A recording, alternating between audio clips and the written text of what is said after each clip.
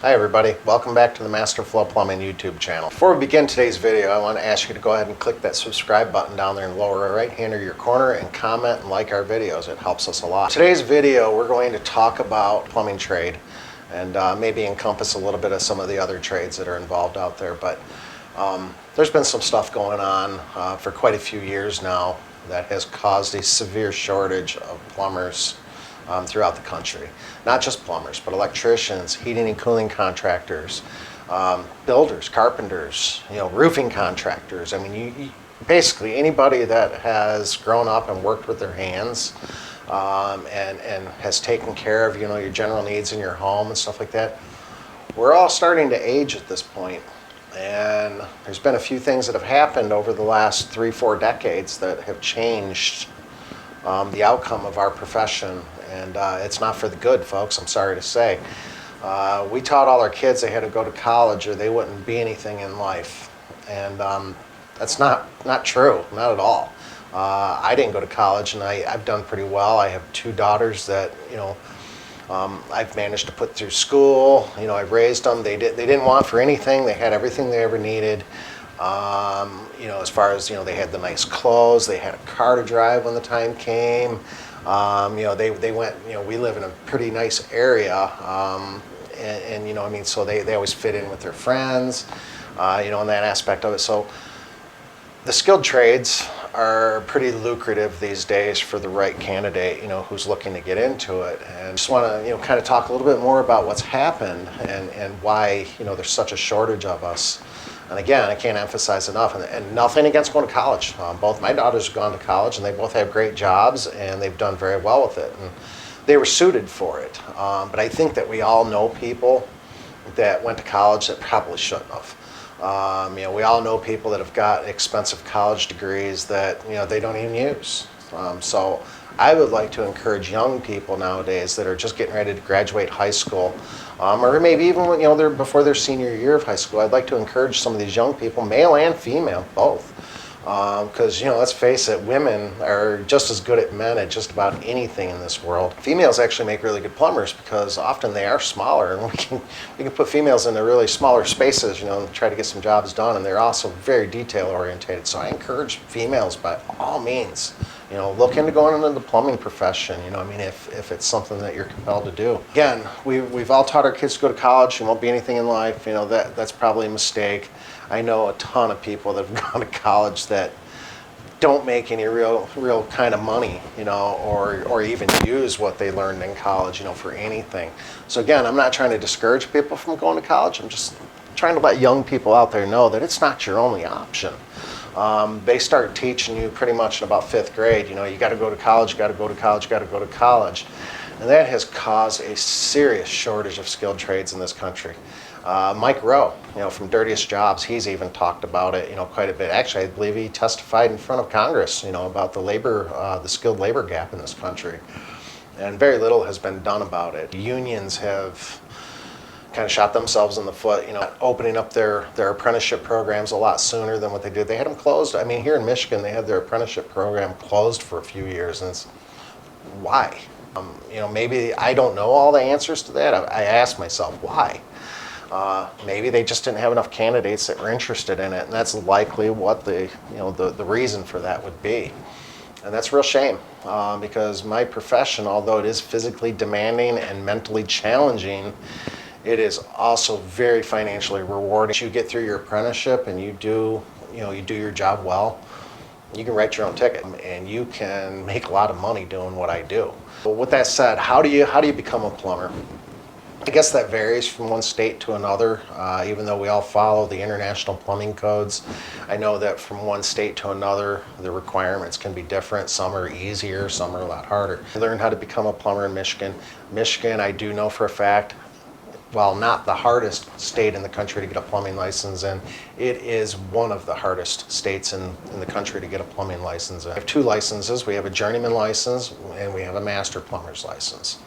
So in order to become a journeyman plumber in the state of Michigan, you have to get a job basically working for a plumber, and you have to be registered with the state of Michigan as an apprentice. Most plumbing companies, when they hire an apprentice these days, they won't even bother to register you for of 1 to 2 months, because they want to find out if you're going to actually stick around and actually want to do the, I don't know the exact rules on it, but the state of Michigan actually did, there is a time deadline on that, so an apprentice can only work for somebody for so long without being registered. But none of their time starts to count at all until they are registered with the state of Michigan as an apprentice. And at that point, the state of Michigan actually starts keeping a log of how many hours that they've worked. So with that said, it takes 3 years of on-the-job training minimum to be eligible to take your Michigan Journeyman Plumber's exam. That doesn't mean you're a journeyman at that point once your 3 years is up, but hopefully at the end of 3 years you're becoming quite efficient at what you do. You understand how to do your job. You understand a lot of the codes and stuff like that. You have your, you've been registered, now you're eligible to take your exam. Your employer has signed off for you on the paperwork. You've submitted your application to the state of Michigan to take your exam. Well, now it's time to begin studying for that exam. When I took my journeyman's exam, there was a couple parts to that exam. Actually, there was the written exam, which in the state of Michigan was actually pretty easy because it was open book and multiple choice, just 100 questions. So the written part was pretty easy. But there was also another part that I had to do. There was actually 2 other parts. One of them was called a copper project, and I believe the state of Michigan still does it to this day for the journeyman plumbers. And what that was is basically we had to build basically a copper manifold, out of 3/4 and 1/2 inch copper pipe. And basically it was just a 3/4 main line, and it had some branches that came off of it and kind of went up like this on 45-degree angles and like that, the other way. When it's all said and done, it has to fit into a jig that they have. And if it doesn't, it goes into one pile, and if it does, it goes into another. And then from the ones that it does fit into, obviously if it doesn't fit in the jig, you just failed, you might as well just go home. If it does fit in the jig, then the next thing they do is they air test it, and then they start grading it from there. And you have to get a 70% or higher to pass that part of the exam. Same thing with the written, you've got to get a 70% or higher to pass the exam. So when I took the exam years ago, back in the 90s, I had to do a lead wiping test. And not quite what it sounds like, but we had to take a piece of lead pipe, and I had to do what they call a Y branch, with a piece of lead pipe. So they gave me a piece 18 inches long. I cut 6 inches of it off. I had to bore a hole in the 12-inch piece and actually get it opened up in such a way that I had to fit this other 6-inch piece, on a 45-degree angle in there. And then you actually had to, while you're doing all this, you had a big pot of molten, lead solder, that was, going over here. It was actually pretty dangerous. They had all of us in an equestrian building, basically, for the state of Michigan, where they do horse shows and stuff. So we had a dirt floor there. And you got 500 guys there back then. They were taking this exam, and they all had pots of lead boiling. And, so yeah, there were people that probably got hurt over the years. In fact, I know there were. The day I took my journeyman's exam, I was cutting my lead pipe. Very first thing I was doing, I was cutting that 6-inch piece off there, and I cut this finger right here to the bone with my hacksaw. Is that because I'm accident prone? Maybe, but it was mostly because I was just nervous about taking the exam.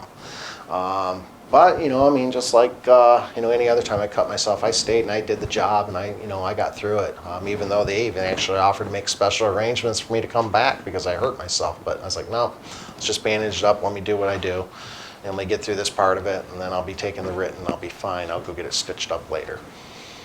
So, yeah, once you are ready to take that journeyman's exam, then you're going to go up and you're going to take a pretty difficult test. It probably end up being one of the harder ones you've ever done in your life because, like I said, there are 3 parts to it, and you better know how to do it because it is on a time limit. The way they did mine, you did your lead wiping test and your copper project in the morning. So you had basically 3.5, 4 hours to do all that.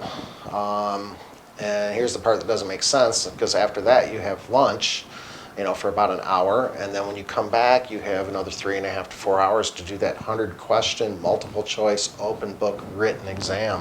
Which seems silly, except for you want to use up all that time because you want to go through that code book and make sure you can go through, answer everything and then go back and look up all the answers you don't, and then go back and double check, triple check everything because you don't want to fail that exam. So that's basically it for the journeyman's exam. Now, when I took mine, I actually took a class for 7 weeks. A gentleman in Michigan, he was an old-time plumber. The classes were strictly just to prepare people for the exam. And that's how difficult the plumbing exam actually is in Michigan, is that, you know, most plumbers took some kind of a class just to prepare for that test. You know, they basically teach you all this stuff that you need to know, you know, to take the exam, and, you know, how to do it and how you should approach it. I'll be honest with you, I didn't pass my journeyman's exam the first time. I actually failed my lead wiping test the very first time. The reason why is because I didn't prepare it properly. I had a little bit of lead slag leak through, and that was, you know, the end of that pretty much. Second time I passed it with flying colors. My master's exam I passed the first time with flying colors. Again, the plumbing exam in the state of Michigan is pretty difficult. I've heard other people actually compare that to the bar exam. So to kind of recap on the journeyman's license, 3 years minimum as an apprentice of on-the-job training. There is no schooling in Michigan. Now, the unions do put on a school for it, but it doesn't count for anything except for with the union. But it doesn't count towards your license at all. It has to be on-the-job training. So if you think about that, my 3-year apprenticeship and then my preparation for the exam pretty much adds up to the amount of time that somebody goes to college and has to, you know, and has to put in the time to get a college degree. So it's pretty equal. I'll run across people who think they're better than other people. So, you know, if you are going into the plumbing profession and, you know, one of your friends is going to college and they say, oh, you don't want to do that, you want to do this instead, you know, and I'm going to be better than you because I'm going to college. That's not true. If you're going to go into my line of work, you're going to have just as much time and probably more effort into it than somebody who goes to college. So keep that in mind. So the next thing in the state of Michigan is your master's license. To be eligible for your master's exam, to take your master plumber's exam, you have to have 2 years of being a journeyman plumber. So once you have your journeyman's license, 2 years later, you're eligible to take your master's exam. You know, I guess that would depend on the employer you work for. By law, they are supposed to sign off for you if you've put in the time for it. There are situations where maybe an employer has, you know, made you sign an agreement that you're not going to ever pursue your master's exam. Why would they do that? Well, because most plumbers know that if they have an employee that they've, you know, started as an apprentice, they've got their journeyman's license, now they're interested in getting their master's license. Why? It's like, well, the only reason why you need a master's license in Michigan anyways is so you're able to pull a permit, so you're able, basically, you're allowed to, you know, do jobs, you know, all on your own without, you know, an employer or master plumber, you know, of somebody else. You're the master plumber. So it allows you to go down to the county or the city or the state of Michigan, wherever, and obtain a plumbing permit for the project that you're working on. Michigan, I don't know what the current law is on it, but when I first got my master's license back at the end of the 90s, you were required in the state of Michigan to be a master plumber in order to be in business for yourself. Now, were there people that did it without that? Yeah, I'm sure there was all kinds of them that have done it over the years. I don't know who's policing that, but without a master's license, you can't obtain a permit legally unless you have another plumbing contractor who does have a master's license. If you have them obtain that permit for you, but it's not how it's supposed to work. So the only reason why you need that master's exam really is just to be self-employed. If you want to start up a plumbing business someday, you're going to want to pursue that master's license. A journeyman plumber is allowed to work completely unsupervised, all on their own, on any job. Talk about a little bit about what your earning potentials are. Enticing thing for young people who are thinking about maybe going into the skilled trades. I know I can't speak for the carpenters or, you know, the builders and stuff that are out there, but I can pretty much tell you that plumbers, electricians, heating and cooling contractors, we are all basically on the same wage scale. I think the way it actually goes in order, I think electricians, union scales anyways, union pay scales, I think electricians make maybe about $1 an hour more on their complete package than what plumbers do. And I think plumbers make a couple, $3 more an hour than what heating and cooling technicians do. The unions have always, you know, kind of set the pace for wage earnings, at least in Michigan, because we're a very big union state, you know, having all the automakers here at one time and, you know, all that stuff like that. So the unions have always paved the way for, you know, wages, at least here. And wages in Michigan for my trade are way higher than they are, say, in a state like Florida. And most of that is because of the union. Now, I had a very short stay in the plumbing union. It wasn't for me. There was things that went on that I didn't necessarily like. I knew from a very early time period that I wanted to be self-employed. I just wanted to work for myself. And that's, the union's not a good fit for somebody like me because it's expensive for somebody like me because I'm just a sole employee of the business. So it's too expensive for a guy like me for that.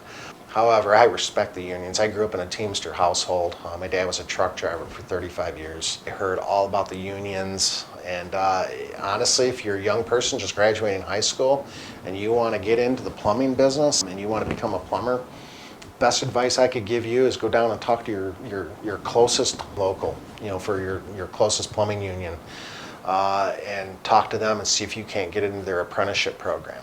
I would think that this day and age with the shortage of plumbers that are out there, that they would, if you're an upstanding person and you're clean cut and you have the aptitude for it, they're probably going to sign you up, on the spot, get you into it. So the opportunities are there for young people. So let's talk about the earnings. A good apprentice, that somebody who is really sharp and ambitious, probably $20 an hour all day long. I'm going to think that most plumbers are going to try to get you for as cheap as they can because let's face it, for those first 3 years, you're nothing but overhead to a guy like me or to any other plumbing boss, that you may have.